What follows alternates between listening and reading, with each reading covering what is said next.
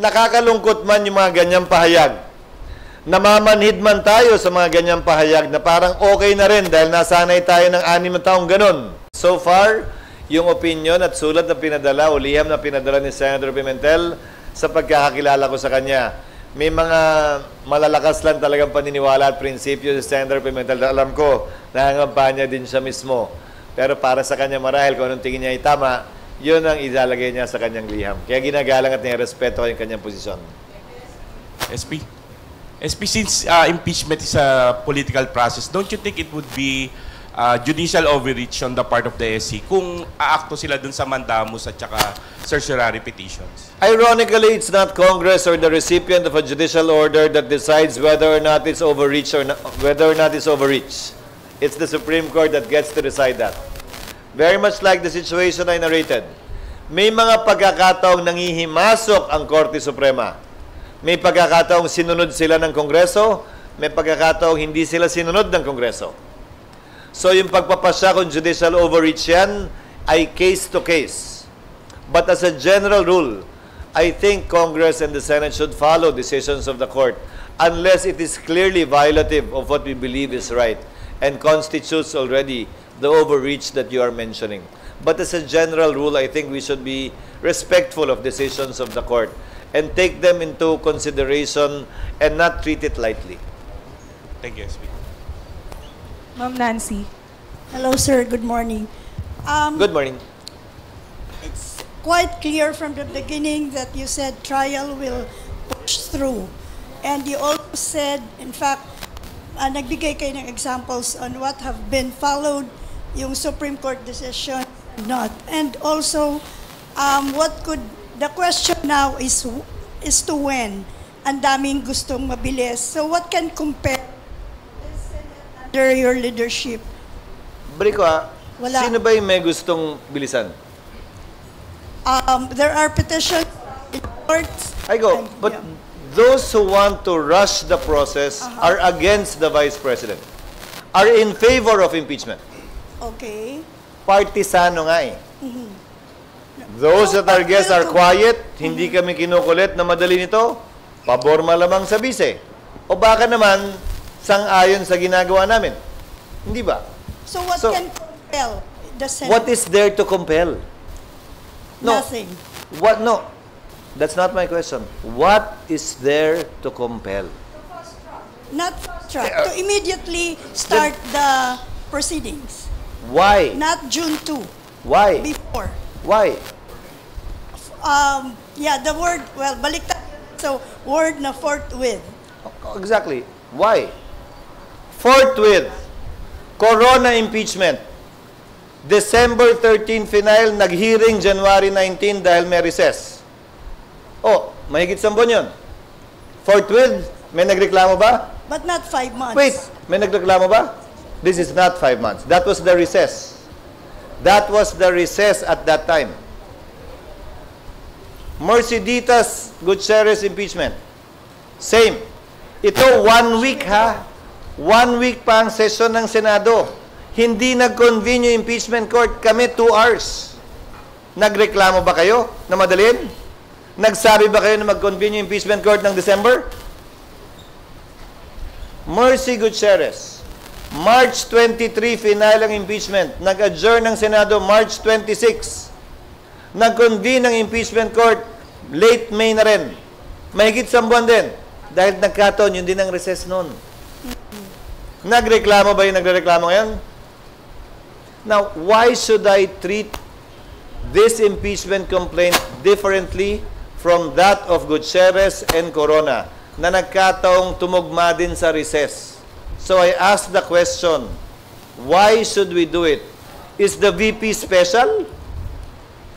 Or marami, nagigigil ka lang ba na matuloy na talaga to? Anong pinagkaiba? I don't see the urgency, neither do I see the basis for compelling us. Again, principally because we're merely following precedents na nagkataon ng ganun. Ni walang nagreklamo, ni isa sa kanila na mag-hearing kami nung Pasko nun. Nandun na ako sa Senado nun eh. Na mag-hearing kami nung Mayo, bagaman walang eleksyon nun. So tatawid siya sa 20th Congress. There's no wala hong bawal doon. I mean, walang legal questions na pwede siyang magamit. Kung gaano karami ang abogado, ganun karami ang legal na question. Hindi ko pwedeng sabihin wala magko-question. But as I said earlier, ang SET, Senate Electoral Tribunal cases, tumatawid ng Kongreso.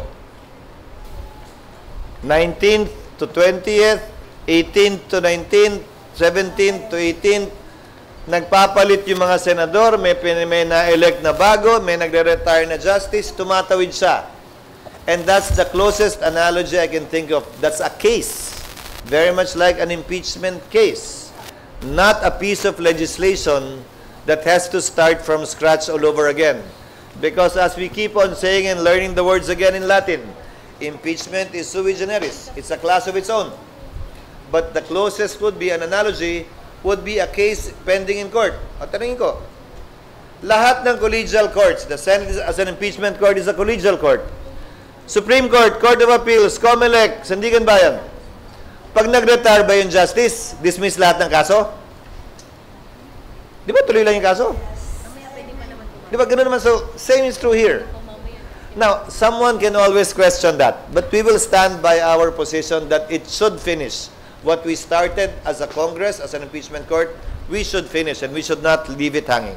So at the moment, nothing can compel this Senate to... Well, an order of the court. But then again, if the court orders that, then the Senate would have to meet and decide. Again, dahil minsan nga may sinusunod, minsan may hindi. Yeah. But if you ask me, we should accord due respect to the decisions of the court. But otherwise, you won't follow. Otherwise, we won't follow who? We cannot. There's the no session eh. No, we cannot. There's no session. Gustuhin ko man, di naman pwede yung sinasabi ni Senator Coco. Pwede naman kami mag-lunch eh. Wala naman problema. Kahit dinner pa nga eh. Pero kung may legal validity yun, hindi ko alam. No, I don't know what legal validity it will have. And we're just opening up ourselves to legal question. Why will I do that at this juncture? Ano? Ma'am.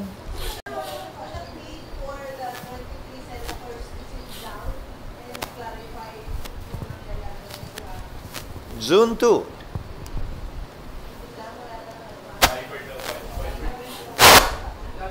Hindi pinag-uusapan sa Viber group namin eh. May isang senador nagbabiyahe ngayon o nag-hunting. Yun ang pinag-usapan kanina umaga sa Viber group namin.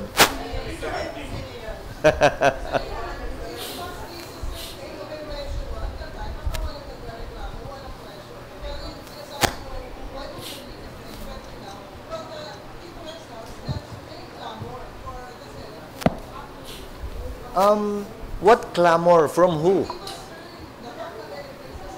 I'm sorry? Oh.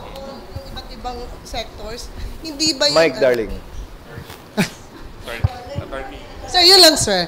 Parang to, as an argument, to raise that, to answer that argument na why would you treat it differently? Well, because nga, sir, now, mayroong mga calls sa iyo, mayroong ni-raise sa Supreme Court, may mga letters sa iyo urging you to act on it. I don't define that as clamor. There are people asking for it. Sang libro namang sinabing naging clamor na yung isang kaso? May nakalagay ba sa definition ng clamor na dapat 5 kaso, o 10 kaso, 15 kaso, 20 kaso bago maging clamor? Isa pa lang yung kaso eh. O ang sumusulat sa akin, 3 pa lang. Teka muna. Kailan magiging clamor? Ilang sulat? 3 pa lang eh. 3 sulat, 1 kaso. Clamor na ba yun sa libro mo? Sa libro ko, hindi ah. Pangalawa, babalik tanawan natin ng panahon ni Jesus. May clamor na pako siya sa krus. Hindi naman ibig sabihin nun, totoo, tama yun. Naging religious naman. Hindi, di ba? So, yun lang, sir. Just, sir. Tigilan yung clamor. Just to make it clear lang, sir. So, parang malinaw lang, sir, ngayon, ang kikilalanin nyo lang na magkocompel sa inyo, Supreme Court. Alam ko namang sabihin kong hindi. Ikaw naman. And I mean, di ba, kahit pa magkaroon ng clamor, based on your definition ng clamor, Supreme Court pa rin, sir, yung susundin niya. Ang susundin namin kung ano ang tingin naming tama at dapat, hindi ko anong gusto, ng mga may kulay at partisano ng mga grupo at tao, pabor o kontra sa impeachment. Ilang beses ko nang inuulit yon. Yung nagsampa ng kaso para i-compel kami, klarong tutol kay ayaw kay VP Sara at gusto na siyang ma-impeach. Yung nagsampa ng kaso ngayon, laban sa Kamara para questionin naman yung proseso ng Kamara, klarong pabor sila kay VP Sara, hindi ba? Pag tumuloy kami dun sa suggestion, halimbawa ni Senator Pimentel, malamang ko questionin yun ng mga pabor kay VP Sara. Ganun na mangyayari yan. Ngayon, bakit hindi namin ito gawin nang may buong ingat, base sa nakikita naming tama at dapat, nang hindi nagpapa-impluensya sa anumang clamor, na ulitin ko ilang kaso ba bago maging clamor? Ilang sulat ba bago maging clamor? Hindi ko alam yung sagot sa tanong na yun, ha? Pero sa ngayon, on the record, 1 case has been filed, 3 letters has been sent to me. Is that clamor? I don't think so. Next na po si... Mag-usap tayo ulit pag mga, pag...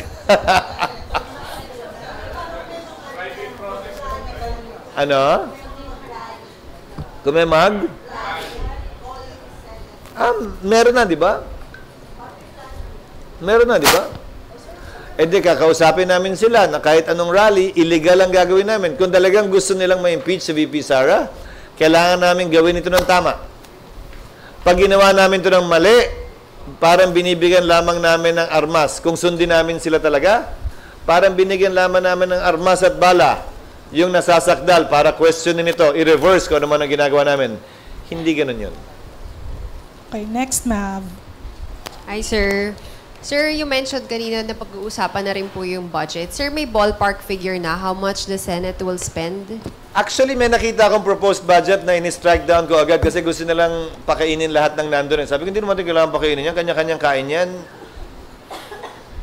Parang nag-impeachment lang, kailangan ng pakainin lahat ng empleyado. Hindi naman ganun yun. Hindi naman namin ginagawa yun. Nag-impeachment lang, kailangan ng pakainin lahat ng abogadong nandun. Kanya-kanya na yun. Di ba? Yung gastos namin sa robe, halimbawa, nakita ko yung ballpark estimate na sa, I think, 6,000 to 8,000. Kada robe. Mas mahal pa yung pag-dry clean, kaya sabi ko, gawin mo ng 2 at bahala na sila mag-dry clean. Kung ayaw nila i-dry clean, problema na nila yun. Di ba? Alam nga namang, hindi na natin sagot yun. So, gawing 2, pero hindi na natin sagot yung dry clean dahil lumalabas sa kanilang estimate, mas mahal pa yung dry clean doon sa actual na robe.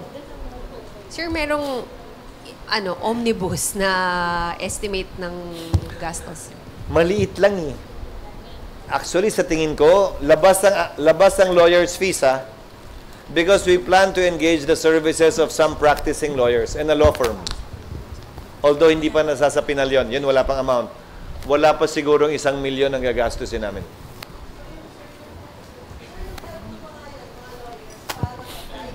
Ang Senado. At saka para in case may conflict ang Solicitor General's Office, kaugnay ng posisyon ng Kamara bilang prosecutors, di ba? At ng Senado, may sarili na kaming abogadong nakahanda na. Hindi kami mapipilay, kumbaga. Kaya kailangan namin ng sarili naming law firm na i-engage. Kasi tandaan mo, sa kaso ng impeachment, prosecutor ang House eh. So ayaw naman namin lagay sa alanganin ng Soljan, pipili siya ng kakampihan kung kami nagtutunggali. Sir, sir, yung 1M daw, for lahat na po yun? O Roughly, yun ang nakita kong budget. Lahat na yun? Basically, ID. Robe. Basically, robe, ID. Yung ID sa mga papasok. Yung sistemang yon gagawin namin. May honoraria, pero hindi pa namin alam kung ilan yon. At yung lawyer's fees, yun ang wala pa. Pero yung basic preparations, yung lamesa, yung ganon, mga 1 lang. Kasi yung kuryente, ganon din naman eh. Yung aircon, ganon din naman. Yung tubig, ganon din naman. Pareho lang eh. Hindi naman magbabago. Hindi naman namin kailangan dagdagan pa yun eh. Because we do hold sessions in the morning sometimes. We do hold committee hearings in the morning. So it's going to be the same. Bawat senator, sir, magkakaroon pa ng individual additional expenses? Chargeable na sa offices nila yun. chargeable na sa offices nila. Because most, if not all, senators have lawyers. Most, if not all, senators have law firms retained to advise them on legal matters. So, kasama na yun. Sa budget nila, hindi na kami maglalabas ng dagdag pera pa doon. Okay, next, RG. Sir, mag-iiba lang ako ng topic. May balak ba kayong Ay, awa kaso? ng Diyos. May balak ka bang idemanda si former President Duterte or ireklamo siya sa NBI kaugnay dun sa kill remarks niya the other day? Kasi di ba dapat kayong magdidemanda or magrereklamo? Hindi totoo yun. Sasagot muna ako bilang abogado. There are only certain private crimes that you need a private complainant before a case can be filed. These crimes can be summarized by the acronym KASARA. Nung nag-aaral pa ako, kasarap sinasabi ko. Para matandaan ko lang. Concubinage, adultery, seduction, abduction, rape, acts of lasciviousness. These are the private crimes that the complainant actually has to file a complaint. Pag hindi siya nagreklamo, hindi pwede magdemanda ang piskal. Hindi naman kasama sa kasara yun eh. So, the fiscal can file this regardless of the presence or absence of a complaint from the supposedly threatened party. Hindi para sa akin na sabihing tama o mali yan, pero may karapatan silang gawin yun. Hindi. Para sa akin, I don't feel alluded to. Parang hindi ko naman naramdaman na isa ko dun sa 15.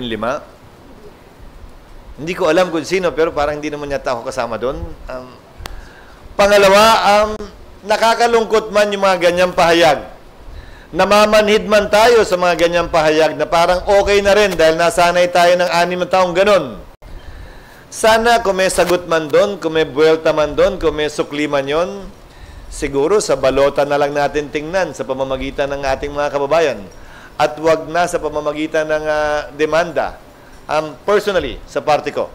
But I cannot speak for the other senators, neither am I speaking for the Senate because we have not talked about this matter. But I don't think any of the senators actually felt threatened by that remark. I just saw a few of them during the birthday of a senator and that was not even talked about.